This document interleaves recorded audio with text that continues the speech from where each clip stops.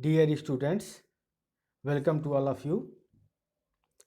In our last lecture, we discussed about the defamation. पिछले lecture में हम लोग मानहानि की चर्चा कर रहे थे, जिसमें डिफेमेशन के definition, nature and kinds of defamation को हम लोगों ने डिस्कस किया था. Today we are going to discuss about essential elements of defamation and defences. तो सबसे पहले आप हेडिंग नोट कर सकते हैं, इसेंशियल एलिमेंट्स ऑफ डिफेमेशन, मानहानि के आवश्यक तत्व. जैसा कि हमने सिनॉप्सिस में बताया है कि डिफेमेशन के 3 इसेंशियल एलिमेंट्स हैं, तो एक एक करके हम इसे देखेंगे. पहला इसेंशियल एलिमेंट है the statement should be defamatory, अर्थात कथन मानहानिकारक होना चाहिए. इसको दूसरे तरीके से भी कह सकते हैं कि the words must be defamatory, अर्थात शब्द मानहानिकारक होना चाहिए. One of the essentials of defamation is that the words or statement must be defamatory. मानहानि के अपकृत का एक आवश्यक तत्व यह है कि शब्द या कथन मानहानिकारक होना चाहिए. तो क्वेश्चन राइज होता है कि डिफेमेटरी स्टेटमेंट क्या है. Defamatory statement is one which tends to injure the reputation of the plaintiff. मानहानिकारक कथन वह है जिसकी प्रवृत्ति वादी की प्रतिष्ठा को क्षति पहुंचाना हो. Defamation is the publication of a statement which tends to lower a person in the estimation of right-thinking members of society generally, or which tends to make them shun or avoid that person. अर्थात मानहानि किसी कथन का वह प्रकाशन है जिसकी प्रवृत्ति किसी व्यक्ति को समाज के ठीक समझने वाले सदस्यों के आकलन में नीचा दिखलाना हो, या जिनकी प्रवृत्ति ऐसे व्यक्ति के प्रति समाज में घृणा उत्पन्न करना अथवा समाज के सदस्यों को ऐसे व्यक्ति को अलग रहने या उससे बचकर रहने को प्रवृत्ति उत्पन्न करना हो. दैट इज टू से they should tend to lower a person in the estimation of other persons, or which tend to make them shun or avoid that person. दूसरे शब्दों में शब्द या कथन ऐसे होने चाहिए जिनसे उस व्यक्ति की प्रतिष्ठा अन्य व्यक्तियों के सम्मुख गिरे या अन्य व्यक्ति घृणा करने लगे या बचें. इससे रिलेटेड एक केस नोट कर सकते हैं, SNM आबदी वर्सेज प्रफुल्ल कुमार महंता. 2002 का यह केस है, गुजरात हाईकोर्ट का. In this case an article published in illustrate weekly off India dated 8/9/1990, अर्थात 8 सितंबर 1990, made certain allegations of misuse of man and muscle power by deposed Chief Minister of Assam Praful Kumar Mahanta. अर्थात इस case का तथ्य यह था कि 8/9/1990 के इलस्ट्रेटेड वीकली ऑफ इंडिया के अंक में एक लेख यानी आर्टिकल छापा गया जिसमें असम के पद से हटाए गए मुख्यमंत्री प्रफुल्ल कुमार महंता पर अनुचित बल प्रयोग का आरोप लगाए गए थे. In this case, the court held that it is not necessary that the statement need show a tendency of imputation to prejudice the plaintiff in the eye of everyone in the community or all of his associates. It is suffice to establish that the publication tends to lower him in the eyes of substantially respectable group, even though they are minority of the total community or of the plaintiff's associates। अर्थात इस मामले में न्यायालय ने कहा कि यह आवश्यक नहीं है कि आरोपपूर्ण वक्तव्य वादी को समाज के प्रत्येक व्यक्ति अथवा उससे परिचित प्रत्येक व्यक्ति की नज़र में गिरा दे। मानहानि के लिए इतना काफ़ी है कि प्रकाशन किया गया कथन वादी को समाज के पर्याप्त प्रतिष्ठित वर्ग के आकलन में नीचा दिखाए, चाहे वह वर्ग पूरे समाज की तुलना में कम संख्या में हो। ऐसा न्यायालय ने निर्णय दिया। एक बात ध्यान रखिएगा कि ऐसे केसेज में इंटेंशन का कोई इंपॉर्टेंस नहीं होता है। ऐसे स्टेटमेंट करने वाले का इंटेंशन चाहे कुछ भी रहा हो, यदि उनसे किसी व्यक्ति की रेपुटेशन गिरती है तो वे डिफॉमेटरी माने जाएंगे, मानहानिकारक माने जाएंगे। नेक्स्ट केस है DP Chaudhary versus Manjulata, AIR 1997 Rajasthan का यह केस है। इस केस में फैक्ट यह था कि जोधपुर के एक डेली न्यूज़पेपर दैनिक समाचार पत्र में दिनांक 18/12/1977 यानी 18 दिसंबर 1977 को एक न्यूज़ छपा कि प्लेंटिफ मंजूलता अर्लियर नाइट यानी पूर्व रात्रि को 11 बजे यानी 11 PM नाइट क्लासेज अटेंड करने के बहाने घर से गई और कमलेश नाम के एक लड़के के साथ भाग गई। She belonged to a well-educated family and was herself also a student of BA class। अर्थात मंजूलता एक अच्छे पढ़े लिखे परिवार से संबंधित थी और वह स्वयं भी BA की छात्रा थी। मंजूलता की उस समय एज 17 ईयर्स थी। The news item was untrue and had been published with utter irresponsibility and without any justification. अर्थात यह समाचार असत्य था, अनट्रू था और बिना किसी औचित्य के, विदाउट एनी जस्टिफिकेशन, गैर जिम्मेदारी से छापा गया था। इस न्यूज के कारण मंजूलता तथा उसके पेरेंट्स की सोसाइटी में बदनामी हुई तथा मंजूलता का उपहास हुआ और साथ ही साथ उसकी मैरिज यानी उसकी शादी पर भी इफेक्ट पड़ा, प्रभाव पड़ा। The court observe that these defamatory words were actionable per se. अर्थात न्यायालय ने अवधारित किया कि मानहानिकारक कथन अनियोज्य है यानी कार्यवाही के योग्य है। कोर्ट ने डिफेंडेंट को लाइबल ठहराया और 10,000 रुपीज डैमेजेज प्रदान किया, 10,000 रुपये क्षतिपूर्ति प्रदान किया।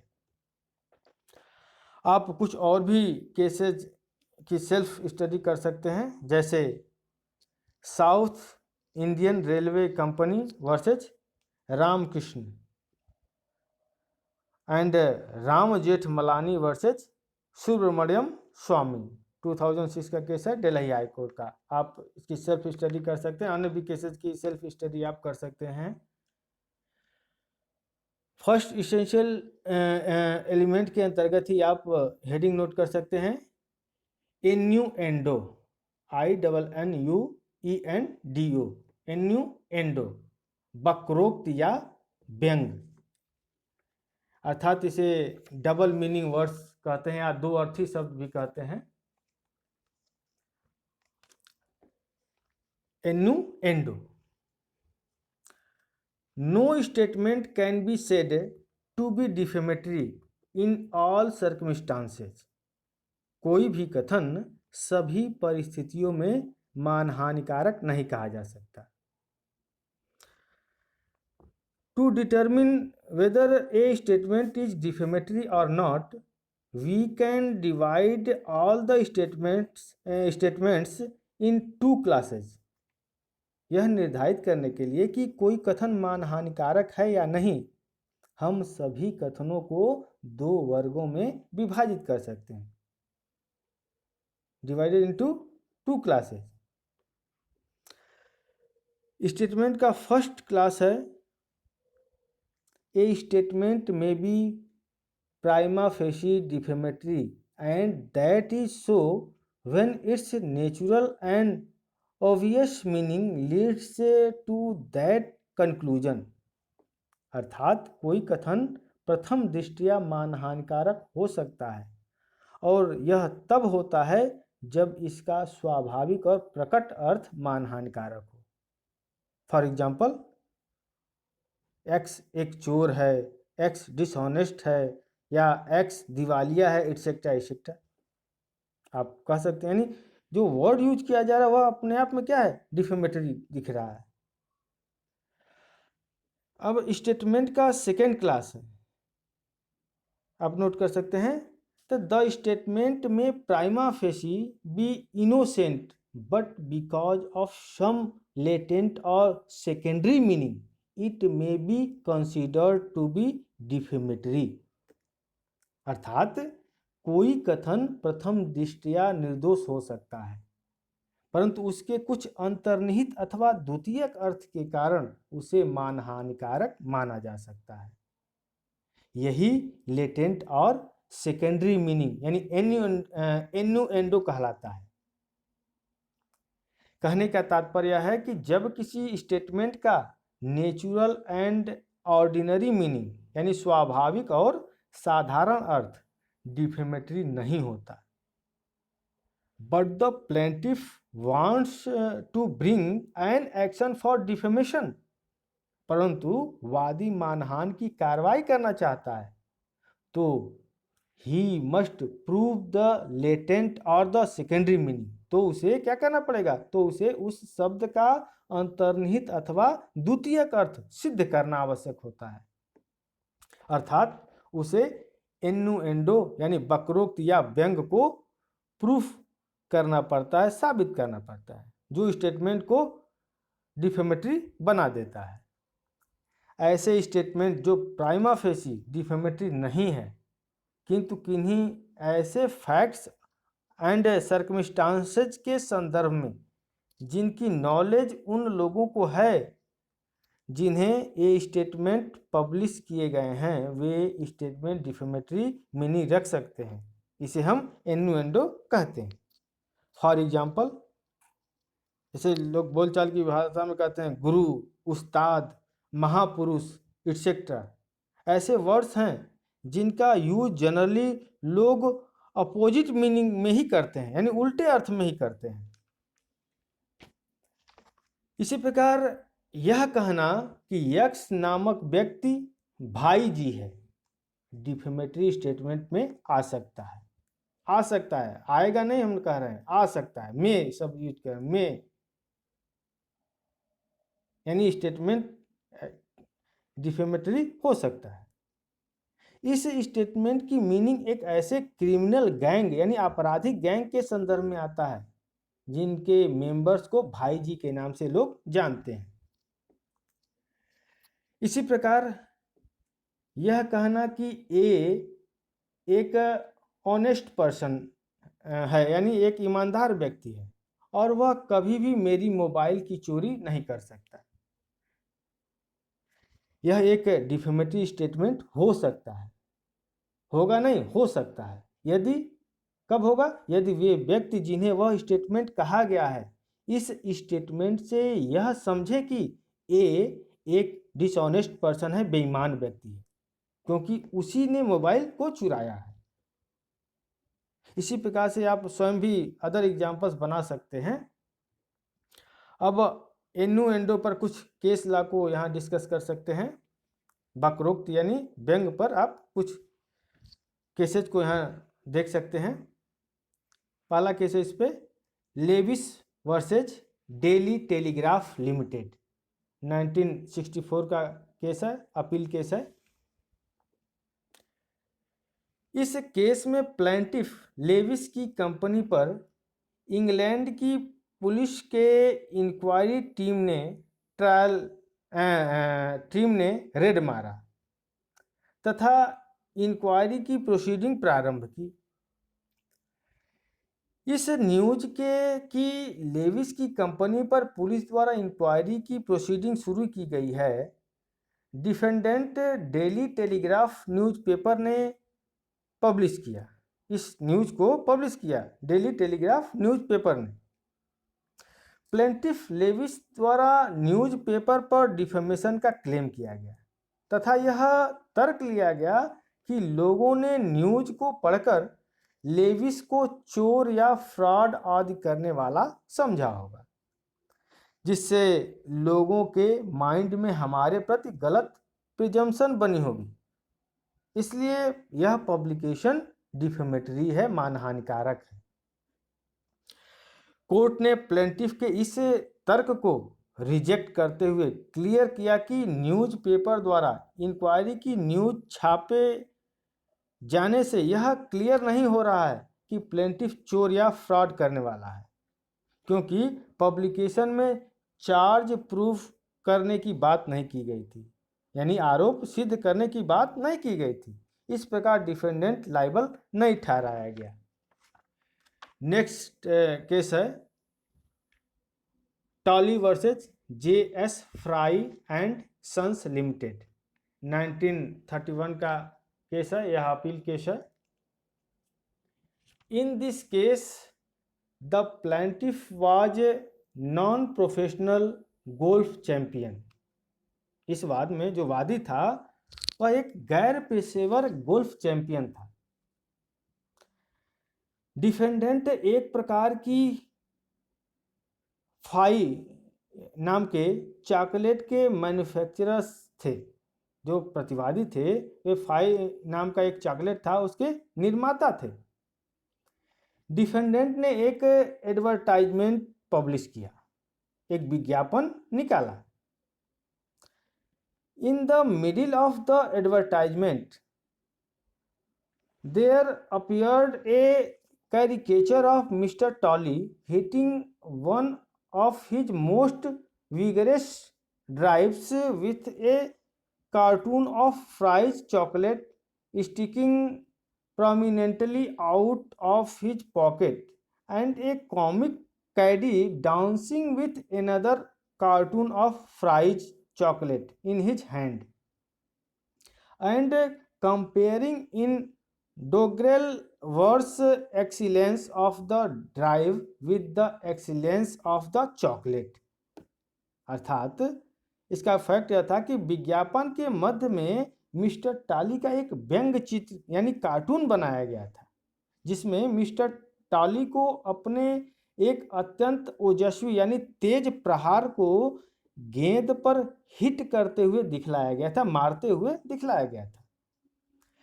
इस चित्र में यह भी दिखलाया गया था कि मिस्टर टॉली की जेब से फ्राई की चॉकलेट का एक पैकेट निकल रहा था। इसी चित्र में एक मजाकिया व्यक्ति भी प्रदर्शित किया गया था, जो अपने हाथ में फ्राई के चॉकलेट का एक अन्य पैकेट लेकर डांस कर रहा था, नृत्य कर रहा था और भोंडी कविता का गान करके मिस्टर टॉली की गेंद पर प्रहार की उत्कृष्टता की तुलना चॉकलेट की उत्कृष्टता के साथ कर रहा था।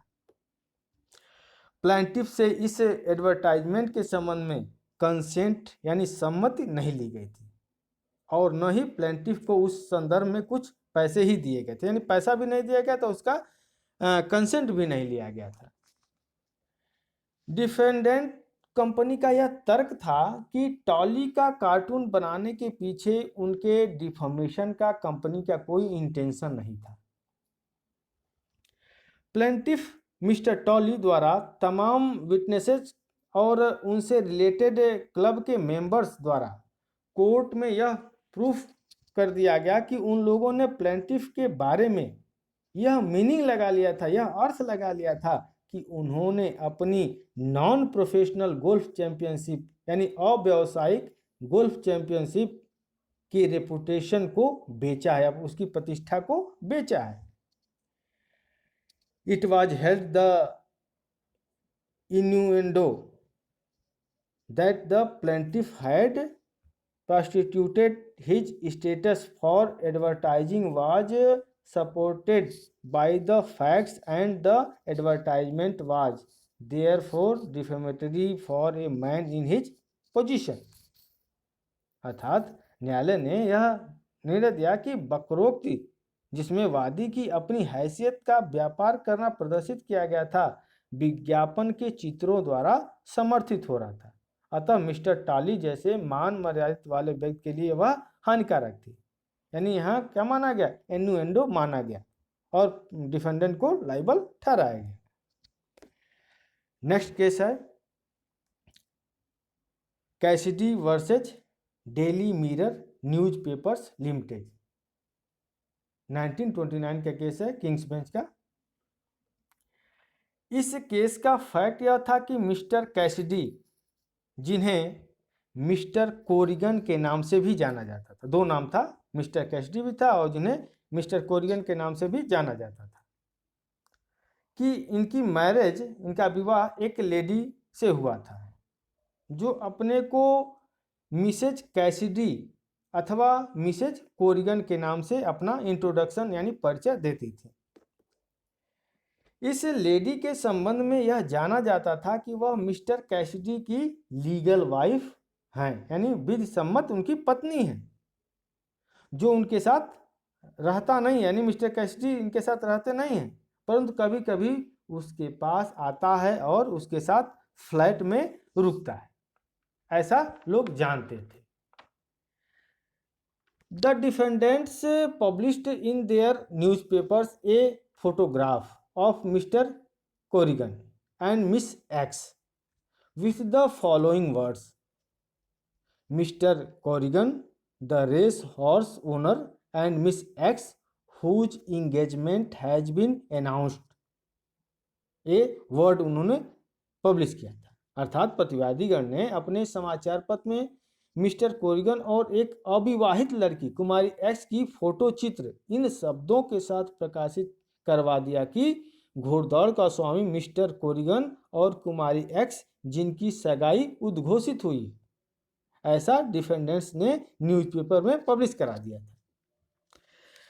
Mister Corrigan sued the defendants for libel, alleging that the innuendo was that Mr. Corrigan was not her husband and he lived with her in immoral cohabitation। अर्थात श्रीमती कोरिगन ने प्रतिवादीगण के विपरीत अपमान लेख के निमित्त इस अभिकथन के साथ वाद संस्थित किया कि इस प्रकाशित वक्रोक्ति का प्रभाव यह था कि मिस्टर कोरिगन अभी तक अविवाहित है तथा वह उसका पति नहीं है और उनका उनके साथ कैसा रिलेशन है, अनैतिक संबंध, इमोरल कोहैबिटेशन। प्लेंटिफ की कुछ फीमेल परिचितों ने यह एविडेंस भी दिया कि इस पब्लिकेशन के परिणाम स्वरूप उन्होंने मिसेज कोरिगन के संबंध में बैड ओपिनियन धारण किया, यानी बुरी राय धारण किया। The court of appeal by majority decision held that the innuendo was established and that the defendants were liable। अर्थात कोर्ट ऑफ अपील ने बहुमत से यह निर्णय दिया कि वक्रोक्ति सिद्ध हो गई तथा प्रतिवादी दायी थे, लाइबल थे। यहाँ एक बात आप हमेशा याद रखेंगे कि डिफॉर्मेशन के लिए लाइबिलिटी डिफेंडेंट के डिफॉर्मेशन करने के इंटेंशन से नहीं बल्कि डिफॉर्मेशन के फैक्ट पर डिपेंड करता है, उसके तथ्यों पर निर्भर करता है। नेक्स्ट केस है Morrison versus Ritchie and company. In this case the defendants in good faith published a mistaken statement that the plaintiff had given birth of twins। The plaintiff had been married only 2 months back, even though the defendants were ignored ignorant of this fact they were held liable। अर्थात इस वाद में प्रतिवादी ने सद्भावना के साथ एक भूल से कथन प्रकाशित किया था कि वादी ने ट्विंस यानी जुड़वा बच्चों को जन्म दिया है, जबकि अभी वादी का विवाह केवल 2 माह पूर्व ही हुआ था, यानी 2 महीने पहले ही उसकी शादी हुई थी। वादीगण यद्यपि इस तथ्य से पूर्णतया अपरिचित थे, यानी उनको जानकारी नहीं थी, फिर भी उन्हें उत्तरदायी ठहराया गया, लायबल ठहराया गया। डिफेमेशन का दूसरा एलिमेंट है the statement should refer to be plaintiff और the words must refer to the plaintiff. अर्थात कथन वादी के प्रति निर्दिष्ट हो या शब्द वादी के प्रति कहे जाने चाहिए। The statement should refer to be plaintiff और the words must refer to the plaintiff. कथन वादी के प्रति निर्दिष्ट हो या दूसरे तरीके से कह सकते हैं कि शब्द वादी के प्रति कहे जाने चाहिए। इस सेकेंड एलिमेंट के मामले में 3 पॉइंट नोटेबल हैं, यानी उल्लेखनीय है। फर्स्ट पॉइंट है कि स्टेटमेंट इस प्रकार के होने चाहिए कि उसमें प्लेंटिफ का रेफरेंस पॉसिबल हो। सेकेंड पॉइंट है कि स्टेटमेंट को देखने, पढ़ने या सुनने वालों ने प्लेंटिफ को रेफर्ड समझा हो स्टेटमेंट को, यानी may be refer to the plaintiff. And third point है कि यह नेसेसरी नहीं है कि डिफेंडेंट का इंटेंशन यानी आशय स्टेटमेंट में प्लेंटिफ को मेंशन करना हो, यानी उसका वादी को उल्लिखित करना हो, यानी उसका मेंशन करना हो। इससे रिलेटेड कुछ केस लॉज को आप यहाँ देख सकते हैं। पहला केस है हल्टन एंड कंपनी वर्सेज जोन्स। यह 1910 यानी 1910 का केस है, अपील केस है। इस केस का फैक्ट यह था कि डिफेंडेंट्स ने अपने न्यूज़पेपर संडे क्रॉनिकल में एक फिक्शनल आर्टिकल यानी परिकल्पनात्मक लेख पब्लिश किया।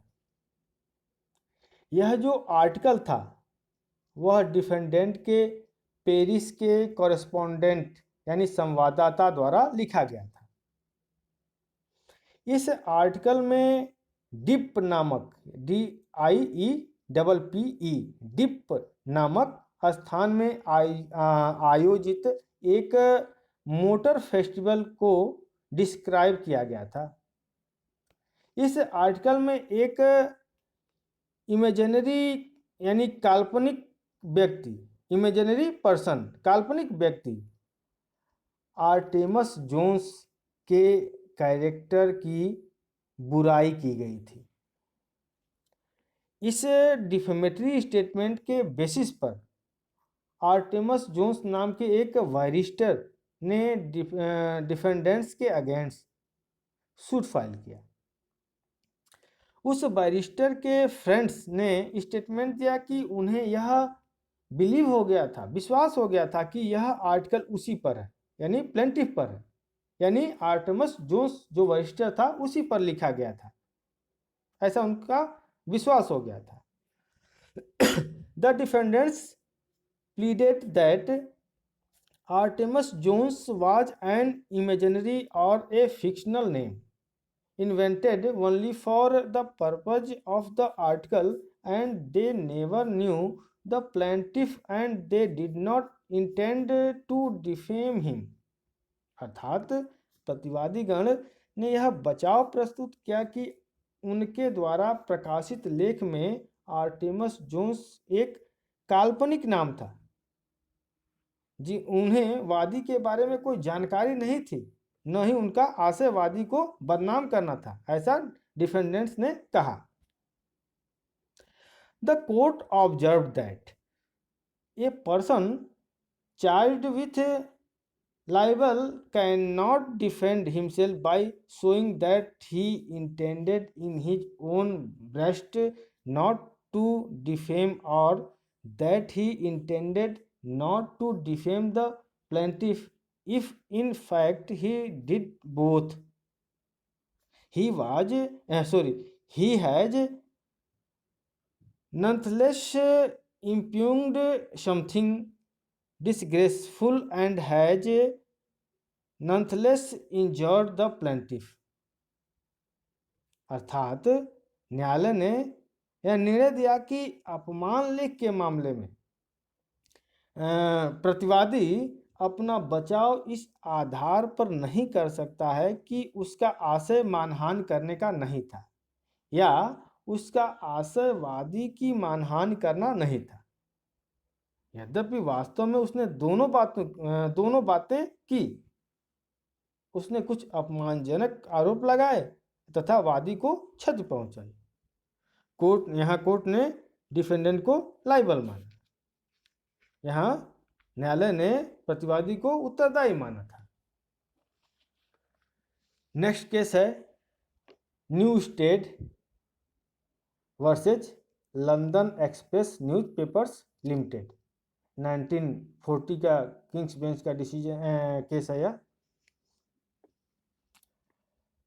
In this case, the statement published in the newspaper was to the effect that Herald Newsted, 30-year-old Camberwell man, had been convicted of bigamy. The name of the plaintiff also happened to be Herald Newsted, and he was of 30 years of age and worked with his father in hair-dressing saloon in Camberwell. He was not convicted of bigamy. अर्थात इस case का fact यह था कि समाचार पत्र में यह कथन प्रकाशित किया गया था कि 30 वर्षीय कैम्बरवेल पुरुष हेराल्ड न्यूस्टेड द्विविवाह के लिए सिद्ध दोष ठहराया गया। वादी का नाम भी हेराल्ड न्यूस्टेड था तथा उसकी आयु भी 30 वर्ष थी तथा वह कैम्बरवेल में बाल काटने की दुकान पर अपने पिता के साथ काम करता था। वह दुर्विवाह का मुजरिम नहीं था। कोर्ट ने डिसीजन दिया कि डिफेंडेंट लाइबल थे, यद्यपि उन्होंने जो पब्लिश किया था उनका इंटेंशन प्लेंटिफ के लिए करना नहीं था। इसके बावजूद भी कोर्ट ने क्या किया, लाइबल ठहराया था, उत्तरदायी माना था डिफेंडेंट को। सेकेंड एलिमेंट में ही एक हेडिंग नोट कर सकते हैं, डिफॉर्मेशन ऑफ ए क्लासेस और ग्रुप, किसी वर्ग या समूह की मानहानि, डिफॉर्मेशन ऑफ ए क्लास और ग्रुप। यदि किसी क्लास ऑफ पर्सन्स यानी व्यक्तियों के वर्ग के विषय में या व्यक्तियों के समूह के विषय में कोई डिफेमेटरी स्टेटमेंट किया जाता है या दिया जाता है और उस क्लास का कोई मेंबर डिफॉर्मेशन का क्लेम करता है, तब कोर्ट यह देखेगा कि वह क्लास कितना बड़ा है और क्या पार्टिकुलरली प्लेंटिफ का मेंशन उस स्टेटमेंट में होता है। यहाँ क्लास जितना ही छोटा होगा तो प्लेंटिफ की पहचान उतनी अलग से की जा सकेगी और तब प्लेंटिफ को केस में सफलता प्राप्त हो सकती है। जैसे कभी कभी कहा जाता है कि सारे जज करप्ट हो गए हैं या सारे डॉक्टर बेईमान हैं या लूटते हैं, इस टाइप के स्टेटमेंट हम लोग देते हैं, यानी किसी क्लास या ग्रुप को हम ऐसा कहते हैं। For example, if a man wrote that all liars are thieves, no particular liar could sue him unless there was something to point to the particular individual. अर्थात यदि कोई व्यक्ति लिखता है कि सभी वकील चोर होते हैं, किसी विशिष्ट वकील को अपकृत्य का वाद करने का अधिकार तब तक प्राप्त नहीं होता जब तक कि वह विशिष्ट व्यक्ति के प्रति कुछ कथन न हो। यानी पर्टिकुलर जब तक किसी वकील के संबंध में न कहा गया हो तब तक केस मानहानि का केस नहीं चल सकता। केस नोट कर सकते हैं। Knupffer KNUPFFER Knupffer versus London Express newspapers limited 1944 का केस है, अपील केस है। इस केस का फैक्ट यह था कि अपीलांट एक पार्टी का मेंबर था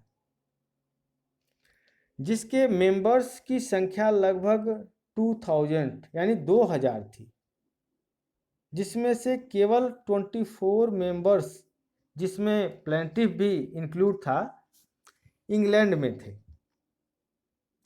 रिस्पोंडेंट्स ने यानी प्रत्यार्थी ने उस पार्टी के संदर्भ में एक स्टेटमेंट पब्लिश किया।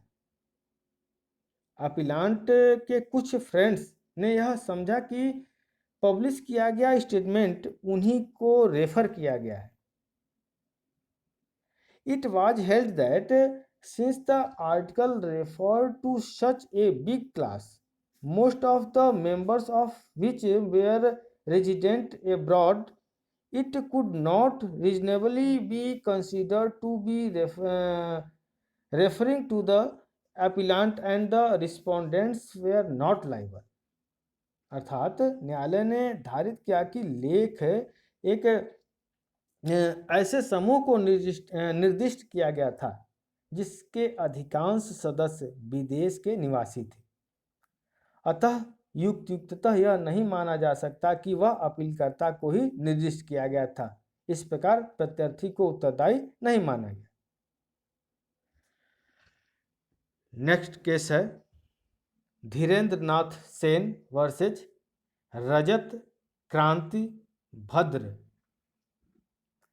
यह 1970 का कलकत्ता हाईकोर्ट का केस है। इस केस में कलकत्ता हाईकोर्ट ने कहा कि जब किसी न्यूज़पेपर का एडिटोरियल यानी संपादकीय लेख किसी कम्युनिटी के स्पिरिचुअल हेड यानी आध्यात्मिक गुरु के प्रति डिफेमेटरी होता है तो उस कम्युनिटी के किसी एक व्यक्ति को कार्रवाई का राइट नहीं प्राप्त हो सकता। अगली हेडिंग आप नोट कर सकते हैं, डिफेमेशन ऑफ द डिसीज्ड यानी मृतक की मानहानि। डिफेमेशन ऑफ द डिसीज्ड, मृतक की मानहानि। जनरली किसी मरे हुए व्यक्ति की डिफेमेशन टॉर्ट नहीं है, यानी सामान्य रूप से किसी मरे हुए व्यक्ति की मानहानि टॉर्ट नहीं माना जाता। लेकिन जब आप आईपीसी के सेक्शन 499 यानी 499 को पढ़ेंगे तो वहां बताया गया है कि किसी डिसीज्ड पर्सन यानी मृत व्यक्ति पर लगाया गया कोई इम्प्यूट यानी लांछन लगाना डिफेमेशन की कैटेगरी में आ सकता है। आईपीसी के 499 के फर्स्ट एक्सप्लेनेशन में कहा गया है कि it may amount to defamation to impute anything to a deceased person if the imputation would harm the reputation of that person if living and is intended to be harmful to the feeling of his family or other near relatives। अर्थात IPC की धारा 499 के स्पष्टीकरण 1 में कहा गया है कि किसी मृत व्यक्ति को कोई लांछन लगाना मानहानि की कोर्ट में आ सकेगा यदि वह लांछन उस व्यक्ति की ख्याति की, यदि वह जीवित होता, अपहानि करता और उसके परिवार या अन्य निकट संबंधियों की भावनाओं को उपहत यानी चोट करने के लिए आशयित हो। यह बेयर लैंग्वेज 499 के एक्सप्लेनेशन जो पहला एक्सप्लेनेशन उसमें ऐसा कहा गया। अब हम लॉ ऑफ टॉर्ट्स के पर्पज से जब देखें तो लॉ ऑफ टॉर्ट के अंतर्गत भी यदि किसी डिसीज्ड पर्सन यानी मृतक व्यक्ति के बारे में किए गए डिफेमेटरी स्टेटमेंट यानी मानहानिकारक कथन के कारण किसी लिविंग पर्सन पर यानी जीवित व्यक्ति पर उसका अगेंस्ट इफेक्ट पड़ता है और उसकी रेपुटेशन गिरती है तो स्टेटमेंट देने वाले व्यक्ति के अगेंस्ट डिफेमेशन की कार्रवाई की जा सकती है। यानी हमने पहले कहा कि जनरली किसी मरे हुए व्यक्ति की डिफेमेशन टॉर्ट नहीं है, नहीं हो सकता है। कब होगा कि जो जीवित व्यक्ति हैं अगर वह स्टेटमेंट दिया गया है और उसके रेपुटेशन गिरती है यानी जो व्यक्ति जीवित है उसके रेपुटेशन गिरती है तो वह स्टेटमेंट देने वाले व्यक्ति के अगेंस्ट डिफेमेशन की कार्रवाई की जा सकती है। फॉर एग्जाम्पल, किसी व्यक्ति की मदर को यानी माँ को प्रोस्टिट्यूट कहा जाए यानी वेश्या कहा जाए तो वह व्यक्ति डिफेमेशन का सूट फाइल कर सकता है। क्यों कर सकता है?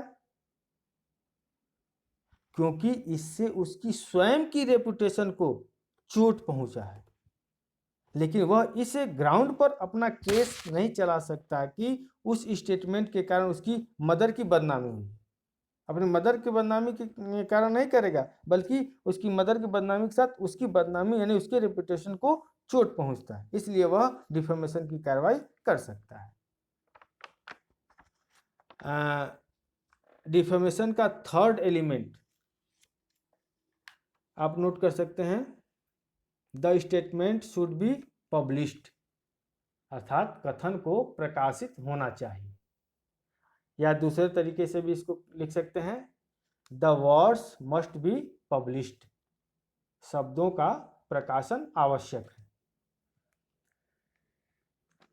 डिफेमेशन का थर्ड इसेंशियल एलिमेंट यह है कि डिफेमेटरी स्टेटमेंट या वर्ड्स का पब्लिकेशन होना चाहिए।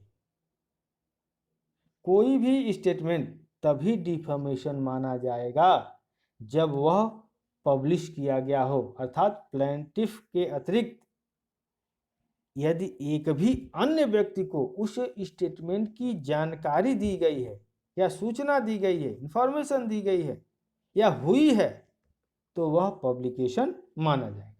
यानी प्लेंटिफ के अलावा किसी दूसरे व्यक्ति को भी उसकी सूचना यानी इंफॉर्मेशन या जानकारी होनी चाहिए, तब वह स्टेटमेंट क्या माना जाएगा?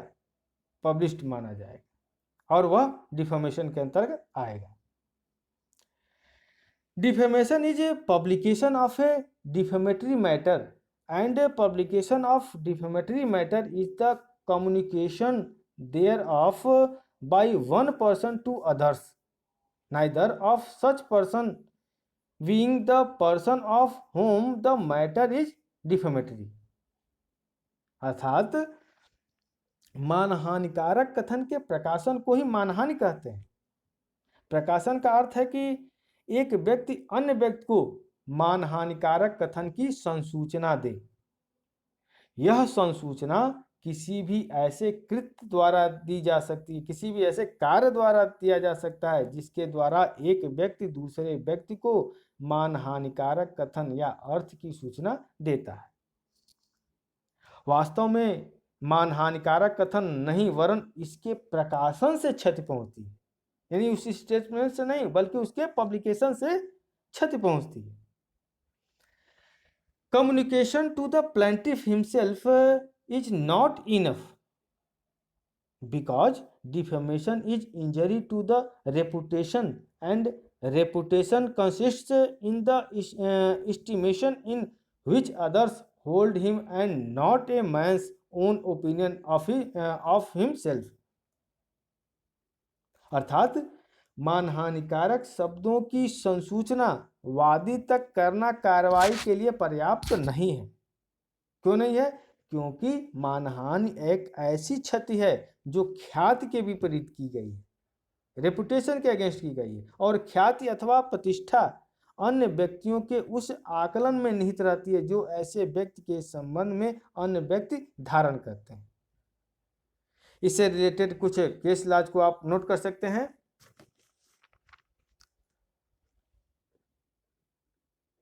हथ वर्सेज हथ, 1915 का केस है किंग्स बेंच का।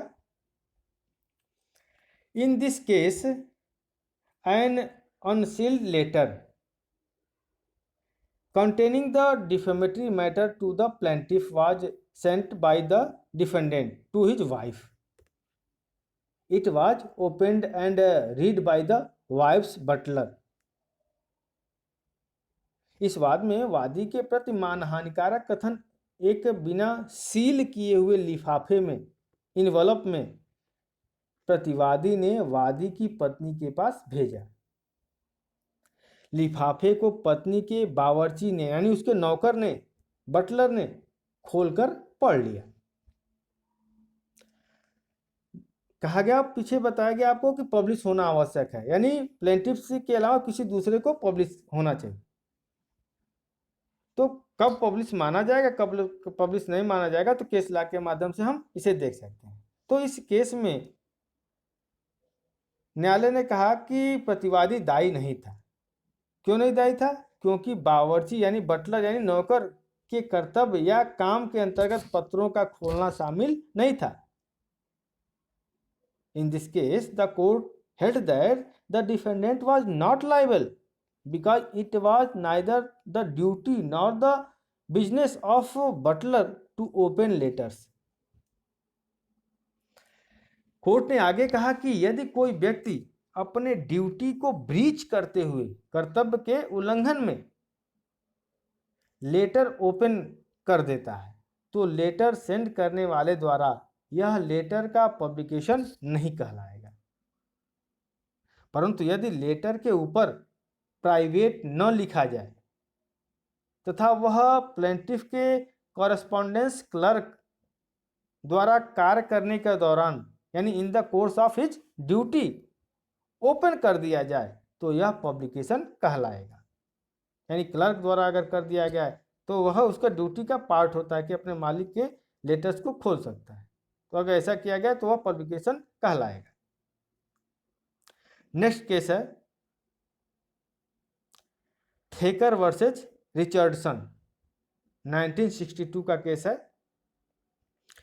इस केस का फैक्ट यह था कि डिफेंडेंट ने एक लेडी जो कि इस केस में प्लेंटिफ है को एक लेटर लिखा और उसमें यह एलिगेशन लगाया कि वह प्रोस्टिट्यूट यानी वेश्या है और वेश्यालय की मालकिन है।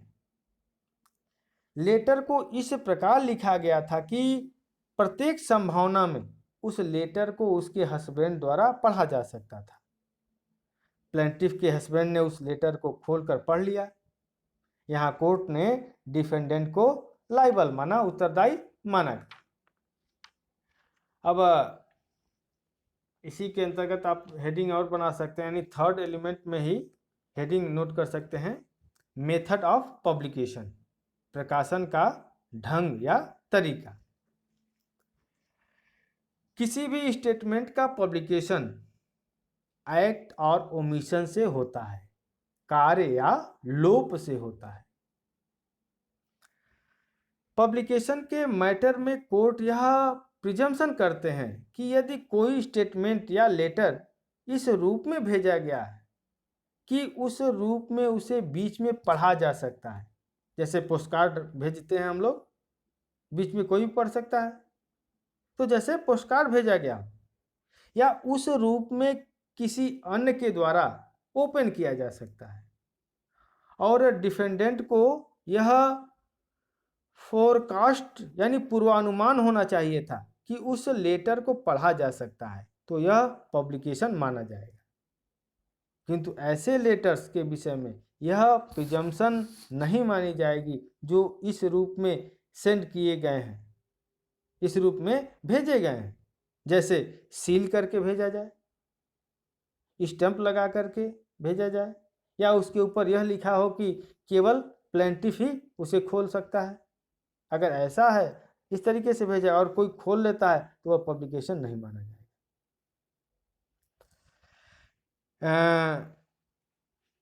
नेक्स्ट केस जो कि इंटरेस्टिंग केस है वह है महेंद्र राम वर्सेज हरनंदन प्रसाद, 1958 का केस है, पटना का। In this case the defendant sent a defamatory letter written in Urdu to the plaintiff. The plaintiff did not know Urdu and therefore the same was read over to him by a third person.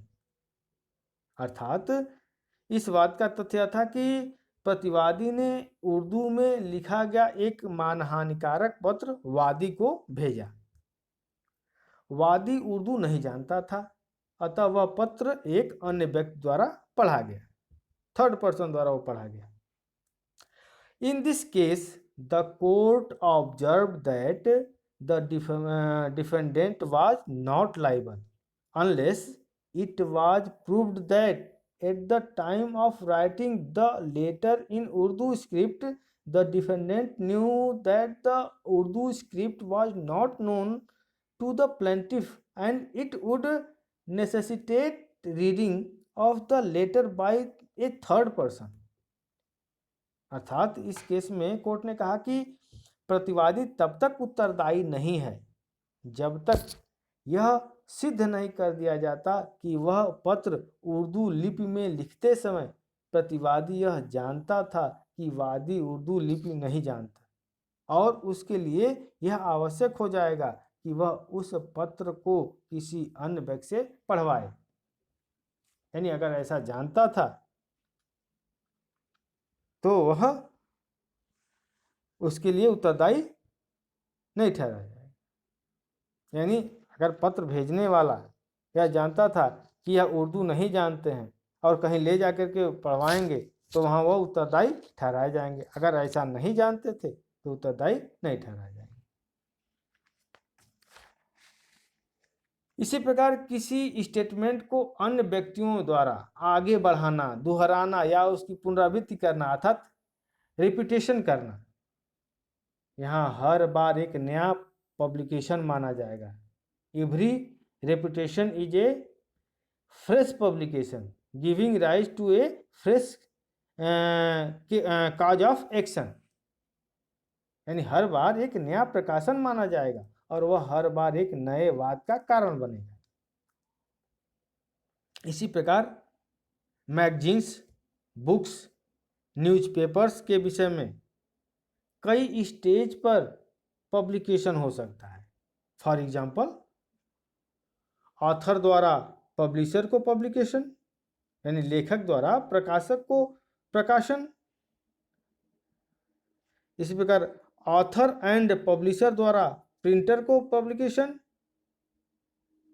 और author, publisher और printer द्वारा all public को यानी आम जनता को publication किया जा सकता है।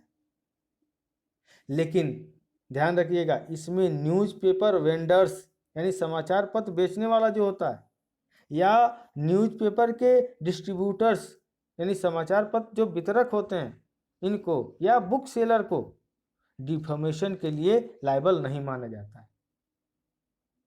विधि इन सबके प्रति एक उदार प्रवृत्ति का प्रदर्शन करती है, उदारता दिखाती है हमारी लॉ,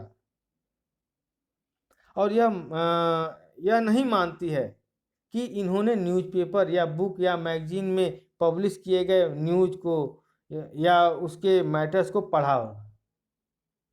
ऐसा नहीं मानती कि उन्होंने इसको पढ़ा होगा। यानी हमारे घर जो पेपर बेचने आता है या पेपर देता है तो उसके संबंध में हम कह सकते हैं कि वो भी तो एक इसको आगे बढ़ाता है, उसके रेपुटेशन करता है मैटर्स को, तो क्या वह भी डिफॉर्मेशन के लिए लायबल होगा?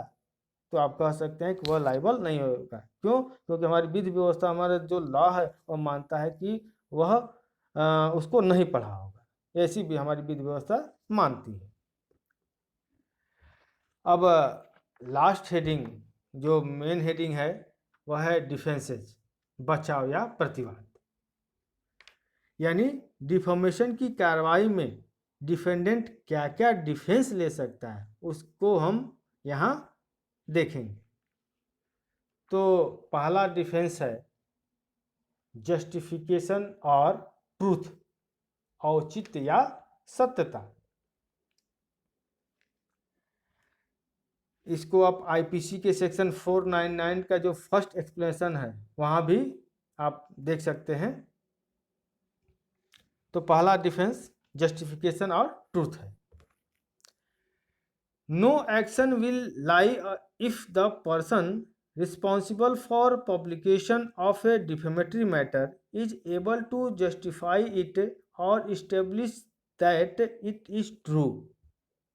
अर्थात जो व्यक्ति मानहानिकारक कथन के प्रकाशन के लिए जिम्मेदार है, यदि वह उसका औचित्य सिद्ध कर देता है या कथन की सत्यता को सिद्ध कर देता है तो वह दायी नहीं होगा। यह एक अच्छा डिफेंस है। यदि स्टेटमेंट के फैक्ट्स को प्रूफ यानी प्रमाण दिया जा सके, लेकिन जस्टिफिकेशन या ट्रूथ प्रूव न कर पाने पर अधिक डैमेजेज देने पड़ सकती है। यह नेसेसरी नहीं है कि डिफेंडेंट अपने स्टेटमेंट के ट्रूथ को लिटरली यानी वर्ड बाय वर्ड यानी अक्षरशः यानी शाब्दिक रूप से प्रूव करे। इतना काफ़ी होगा कि यदि स्टेटमेंट के ट्रूथ यानी उसकी सत्ता को सब्सटेंशियली यानी सारवान रूप में प्रूव कर दिया जाए। यानी लिटरली प्रूफ करना आवश्यक नहीं है, उस सब्सटेंशियली प्रूफ कर दिया जाता है तो भी माना जाएगा। एग्जाम्पल के रूप में आप केस नोट कर सकते हैं, Alexander versus north eastern railway company. इसको एनी रेलवे कंपनी भी लिख सकते हैं। 1885 का केस है। In this case, the plaintiff had been convicted for traveling without a ticket in a train and had been fined £1 or 2 weeks imprisonment in default of payment.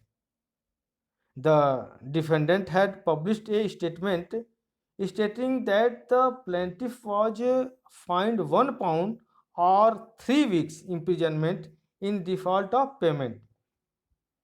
अर्थात इस case का fact यह था कि वादी रेलगाड़ी में बिना टिकट के यात्रा करने के अपराध का मुजरिम था तथा उस पर £1 जुर्माना तथा जुर्माना न देने पर 2 सप्ताह की सजा भुगतने का निर्णय उसके विरुद्ध दिया गया था।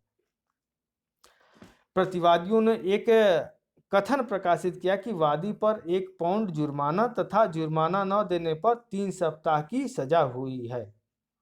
यानी उसको क्या हुआ था कि £1 का जुर्माना लगा था और जुर्माना न देने पर 2 सप्ताह का कारावास उसे भुगतना पड़ेगा, ऐसा निर्णय दिया गया था कोर्ट द्वारा।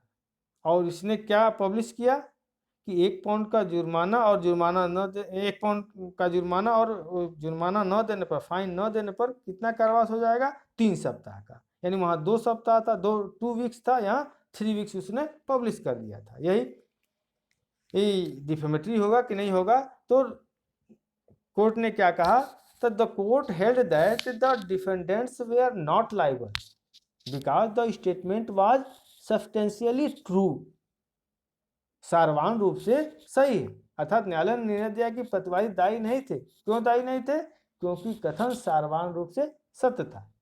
यानी कहने का तात्पर्य यह है कि लिटरली यानी शाब्दिक रूप से प्रूफ करना आवश्यक नहीं है इस बात को। यानी अगर सब्सटेंशियली वह बात सही है तो भी वह डिफेमेटरी नहीं माना जाएगा। दूसरा डिफेंस है फेयर कमेंट, उचित टीका टिप्पणी या न्यायपूर्ण टीका टिप्पणी भी इसे कहते हैं। यहाँ ध्यान रखिएगा कि फेयर कमेंट गुड फेथ में होना चाहिए, उसमें मैलिस नहीं होनी चाहिए, विद्वेष नहीं होनी चाहिए। पब्लिक इंटरेस्ट के किसी विषय पर गुड फेथ से की गई फेयर कमेंट एक अच्छा डिफेंस बन सकती है। इस डिफेंस के सफल होने के लिए 4 बातों का होना आवश्यक है। अर्थात the defence of fair comment will succeed only when it fulfills the following requisites। अर्थात उचित टीका टिप्पणी के बचाव के सफल होने के लिए निम्नलिखित शर्तों का होना आवश्यक है। पहला है the matter commented on must be of public interest. टीका टिप्पणी लोकहित के किसी मामले पर होना चाहिए। सेकंड है it must be an expression of opinion and not an assertion of fact. अर्थात टीका टिप्पणी अभिमत यानी विचार यानी ओपिनियन की अभिव्यक्ति होनी चाहिए, न कि तथ्यों का कथन। इससे रिलेटेड एग्जाम्पल्स आईपीसी के सेक्शन 499 यानी 499 में भी आपको मिलेंगे, आप वहाँ एग्जाम्पल्स देख सकते हैं। थर्ड पॉइंट नोट कर सकते हैं the comment must be fair. टीका टिप्पणी उचित होना चाहिए, अर्थात एग्जिस्टिंग फैक्ट्स पर बेस्ड होनी चाहिए, यानी जो विद्यमान तथ्य हैं उस पर आधारित होने चाहिए। फैक्ट या तो कमेंट के साथ स्टेटमेंट में दिए गए हों, और यदि ऐसा नहीं किया गया है तो फैक्ट ऐसे होने चाहिए जो पब्लिकली नोन हो, सार्वजनिक रूप से ज्ञात हों। और लास्ट पॉइंट आप नोट कर सकते हैं the comment must not be malicious. अर्थात टीका टिप्पणी विद्वेषपूर्ण नहीं होना चाहिए, अर्थात कैसा होना चाहिए, गुड फेथ के साथ किया गया होना चाहिए। थर्ड डिफेंस नोट कर सकते हैं प्रिविलेज, यानी डिफेमेशन का थर्ड डिफेंस है प्रिविलेज, विशेषाधिकार। There are occasions on which freedom of expression of views without fear of an action for defamation is considered more important than the protection of the reputation of a person or persons.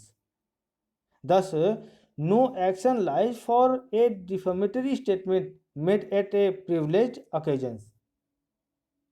अर्थात कुछ ऐसे अवसर होते हैं जिनमें बिना मानहानि के वाद के भय के विचार यानी मत की अभिव्यक्ति की स्वतंत्रता को व्यक्ति या व्यक्तियों की प्रतिष्ठा के संरक्षण से अधिक महत्वपूर्ण माना जाता है। इस प्रकार विशेषाधिकार प्राप्त अवसर पर प्रकाशित मानहानिकारक कथन के लिए वाद करने का अधिकार प्राप्त नहीं होता। प्रिविलेज में बी ऑफ टू काइंड्स। विशेषाधिकार दो प्रकार का हो सकता है। पहला है एब्सोल्यूट प्रिविलेज और सेकंड है क्वालिफाइड प्रिविलेज। पहला है पूर्ण विशेषाधिकार या इसे परम या विशुद्ध विशेषाधिकार भी कहते हैं, और दूसरा है क्वालिफाइड प्रिविलेज यानी सशर्त विशेषाधिकार या इसे सापेक्ष या विशेषित विशेषाधिकार भी कहते हैं। अब एक एक करके आप इसे देख सकते हैं।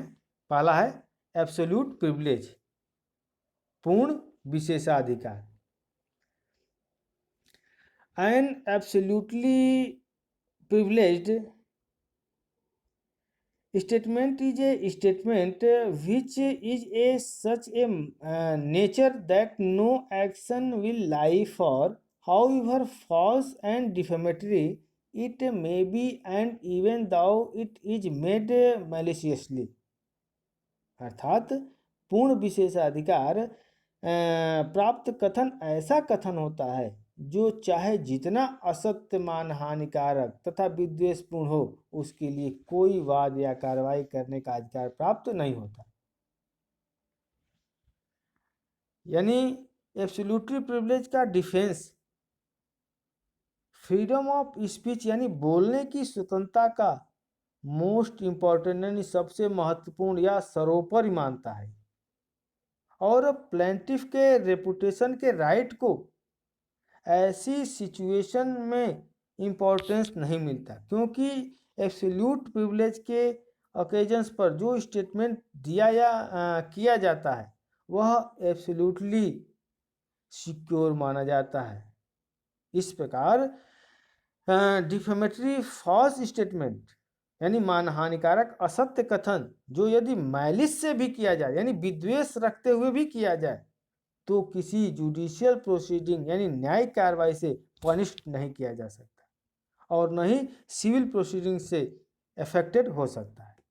यानी उससे दुश्मन विद्वेष जलन रखते हुए विद्वेष रखते हुए भी अगर कहा जाता है डिफेमेशन किया जाता है अगर उस व्यक्ति को प्रिविलेज मिला हुआ है तो कोई कार्रवाई डिफेमेशन की नहीं की जा सकती।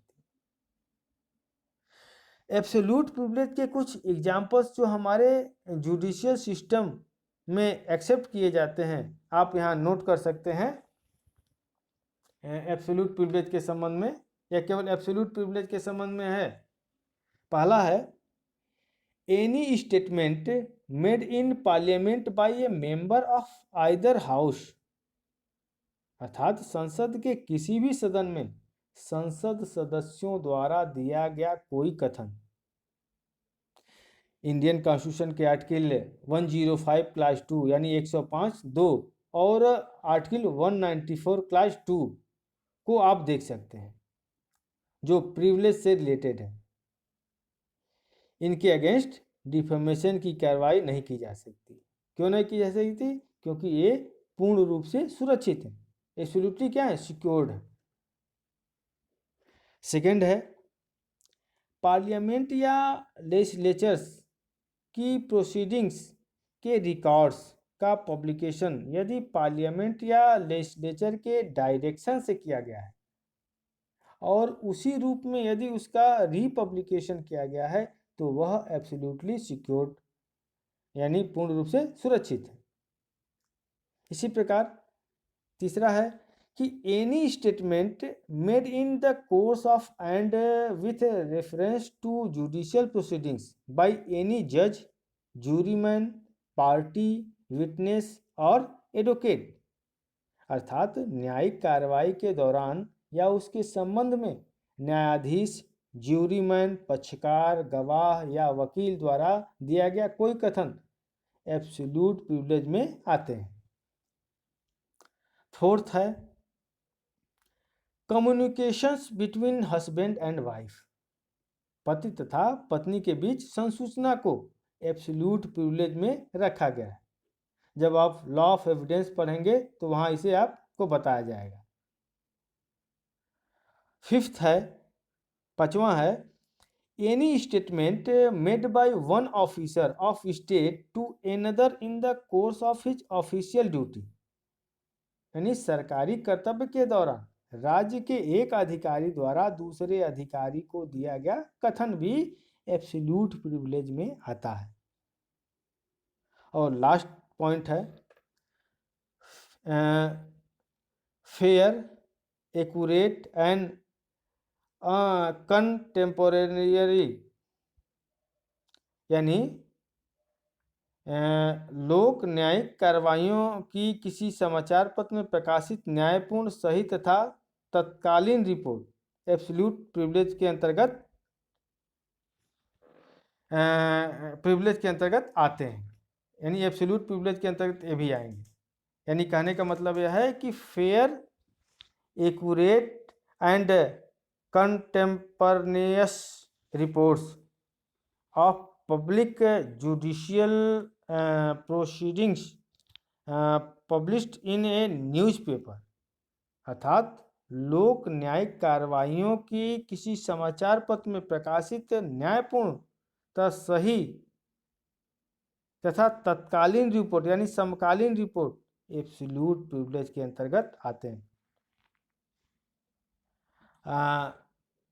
अगली हेडिंग जो है यानी दूसरा प्रिविलेज जो है क्वालिफाइड प्रिविलेज है यानी सशर्त विशेषाधिकार या सापेक्ष विशेषाधिकार इसे कह सकते हैं।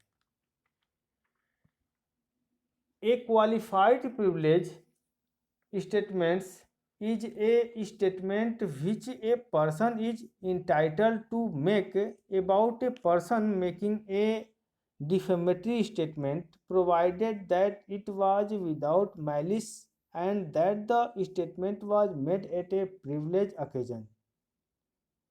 अर्थात सशर्त विशेषाधिकार प्राप्त कथन ऐसा कथन होता है जिसे देने या प्रकाशित करने के लिए कोई व्यक्ति अधिकारी होता है, बशर्ते कि कथन बिना विद्वेष के दिया गया था। वहाँ विद्वेष के साथ भी हो सकता, मैलिस के साथ भी हो सकता था, लेकिन क्वालिफाइड में बिना विद्वेष, विदाउट मैलिस के दिया गया था, तथा वह विशेषाधिकार प्राप्त अवसर पर दिया गया हो।